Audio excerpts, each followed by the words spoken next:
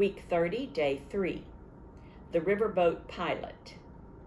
The riverboat pilot was a man considered omnipotent by all. Omnipotent means very powerful, like with unlimited power. Mark Twain once held that high position. He writes that he felt at the zenith of his life at that time. Zenith means at the highest point of something. He felt that he was at the highest point of his life in success or whatever when he was the riverboat pilot.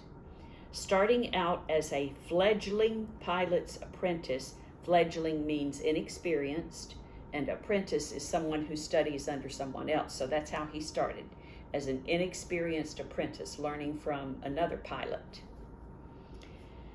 Starting out as a fledgling pilot's apprentice, he could not abjure dreams of the time he would become the only unfettered and entirely independent human being that lived in the earth. In other words, he dreamed of a time when he would be unfettered, which means not held in by anything, not limited by chains of any kind, limits. The only unfettered and entirely independent human being that lived in the earth.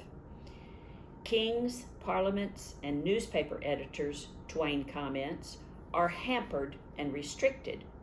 The river pilot issued peremptory commands as absolute monarch. Peremptory means insisting on immediate obedience. So a river pilot, when he placed an order, he expected it to be followed immediately. The captain was powerless to interfere. The captain and the pilot are two different people. So the pilot was considered more powerful. His orders were more important than the captain's because he's the one who steered the boat. Even though the pilot was much younger than the captain and the steamer seemed to be in imminent danger, imminent means immediate danger, the older man was helpless. The captain had to behave impeccably. Impeccably means without fault.